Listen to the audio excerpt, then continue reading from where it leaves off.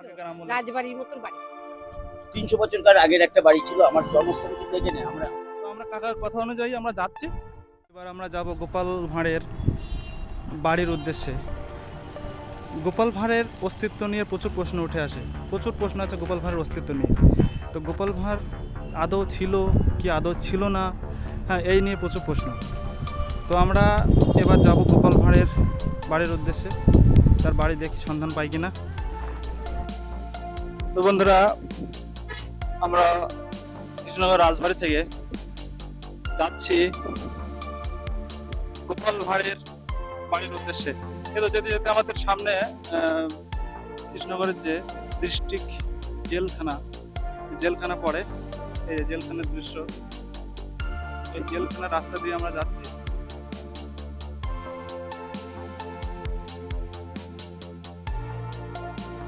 বন্ধুরা, তোমরা দেখতে পাচ্ছ আমরা আছি ঘূর্ণিতে গোপাল ভাঁড়া মূর্তির কাছে। যেখানে লোকাল লোক আছে, তাদের জিজ্ঞেস করি যে এর বাড়িটা কোন জায়গায়, তারা জানে কিনা। গোপাল ভাঁড়ের বাড়ি কোথায় বলতে পারবে? হ্যাঁ, সঠিক তো কেউই জানে না, কিন্তু লোকাল একটু যদি প্রামাণিক পাড়ায় বাড়ি। এই দোকানের জায়গায় জিজ্ঞেস করবো দোকানদারকে। তো এইটা আপনি তো লোকাল, এই যে গোপাল ভাঁড়ের মূর্তিটা এখানে আছে, এনার বাড়িটা কোথায় বলতে পারবেন একটু? সঠিক কেউ বলতে পারে না। সঠিক বলতে পারেন, আমি অনেক দেখেছি। মোটামুটি আমাদের ধারণা, সবারই ধারণা পৌরাণিক পড়াই বাড়ি। তাহলে আমরা ওখানে গিয়ে দেখি যে দেখা হয় কি। তার কারণটা হচ্ছে রাজবাড়ি যখন আছে, হ্যাঁ, রাজবাড়ি যেখানে আছে, এটা যখন আছে তাহলে অন্য আছে। এটা তো পরে বসিয়েছে রিসেন্ট 2-1 বছর হলো। হ্যাঁ, এটা এখানকার লোক বসিয়েছে, এখানকার লোক সম্মান আছে। ঘটনা আছে সেটা না, ঘটনা হচ্ছে রাজবাড়ি যখন আছে তখন গোপাল ঘর আছে। আচ্ছা, হ্যাঁ, আমাদের বাঙালিদের বিশ্বাস এটা। বিষয় না আছেই একদম। বেশি দিনকার ঘটনা তো 300 বছর এখনো হয়নি। 300 বছর খুব বেশি হয় না। ধন্যবাদ। চলো। চলো, তো আমরা একটা কাকার সঙ্গে কথা বললাম, কথা বলার পর তিনি একটা ঠিকানা দিল আমাদের। তো আমরা সেই ঠিকানায় গিয়ে দেখি যদি দেখা পাই কি। আচ্ছা, আমরা এখন আছি কৃষ্ণনগরের ঘূর্ণিতে। ঘূর্ণি থেকে আমরা যাব ওই ঘূর্ণি প্রামাণিক পাড়ায়। এই যে দেখতে পাচ্ছ, এটা ঘূর্ণি মোড়। ঘূর্ণি মোড় থেকে বাঁ দিকে ঢুকলাম। তো ওই চায়ের দোকানের কাকুর কথা অনুযায়ী আমরা চলে আসলাম সেই মসজিদের কাছে। এখানে কোনো লোকাল পেলে তার সঙ্গে কথা বলবো। এই তো একটা পেয়ে পাওয়া গেছে লোকাল, দেখে মনে হচ্ছে বয়স্ক, ইনি হয়তো সঠিক কথা জানতে পারে। তো এনাকে কিছু জিজ্ঞাসা করি, জিজ্ঞাসা করার পরে আমরা সঠিক জায়গায় পৌঁছাবো। 300 বছরকার আগের একটা বাড়ি ছিল আমার জন্মস্থান কিন্তু এখানে। আমার 74-75 বছর এখানে এসে। এবার যে কোনটা গোপাল ভাঁড়ের বাড়ি, আমার 74 বছর বয়স হয়ে গেল, কিন্তু আমার জ্ঞান হয়েছে 65-8-9 বছর পরেই জ্ঞান, কিন্তু আমি নিজেই বলতে পারছি না যে কোনটা গোপাল ভাঁড়ের বাড়ি। কিন্তু তবুও লোক মুখে আছে, হ্যাঁ, ওখানে, হ্যাঁ, কেউ বলে হ্যাঁ, এখানে, কিন্তু কৃষ্ণগড়ি ঘূর্ণিতে। কৃষ্ণনগরে আছে। ঘূর্ণিতে কোথায় আছে? এই যে গোপাল ভাঁড়ের যে বাড়ির রহস্য, এক একজন এক এক লজিকের বলছে। কেউ বলছে ওখানে মূর্তি ছিল, তার মানে ওই আশেপাশে হবে।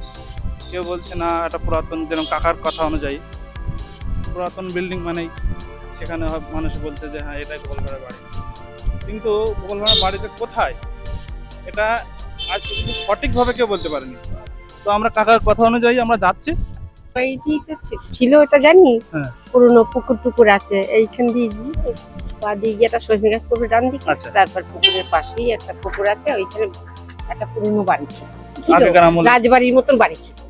এখানে আমাকে একটা বয়স্ক কাকা বলে দিল যে এখান দিয়ে ওই মন্দিরের কাছে আশেপাশে আছে একটা পুরাতন বাড়ি। ওই একটা পুরনো বাড়ি আছে, এইটা দিয়ে গিয়ে হ্যাঁ। দিয়ে সোজা এই বাড়িটা, এই যে গোলাপি বাড়িটা, হ্যাঁ। ওই নতুন বাড়িটা দেখছে হ্যাঁ। না, প্লাস্টার ছাড়া, হ্যাঁ। প্লাস্টার করা আছে, তার সোজা গিয়ে ডান দিকে একটা বড় গেট আছে, ওটাও বলে পৈতৃক সম্পত্তি। মাসিমা যেভাবে বললো, আমরা সেই ঠিকানায় যাচ্ছি, দেখে আসি, দেখা যাক খুঁজে পাই কিনা। তো বন্ধুরা, অনেকক্ষণ হাঁটাহাঁটির পর ফাইনালি আমরা খুঁজে বার করে ফেললাম সেই রহস্যময় গোপাল ভাঁড়ের বাড়ি। কিছু মানুষের কথা অনুযায়ী এটাই নাকি গোপাল ভাঁড়ের বাড়ি। দেখা গোপাল ভাঁড়ের, এটা নাকি গোপাল ভাঁড়ের বাড়ি ছিল। এই যে পুরাতন বাড়ি দেখতে পাচ্ছ, বাড়িটা তো দেখে মনে হয়েছে 300 বছর পুরাতন বাড়ি। এটা নতুন, উপরেটা নতুন, এইটা দেখ।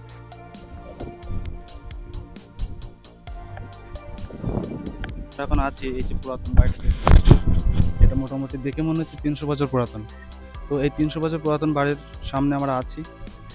হ্যাঁ, মাসিমা বললো হয়তো এটাই গোপাল ভাঁড়ের বাড়ি। কিন্তু এই যে রহস্য, গোপাল ভাঁড়ের বাড়ি নিয়ে যে রহস্য, এই রহস্যটা এখনো উন্মুক্ত হয়নি।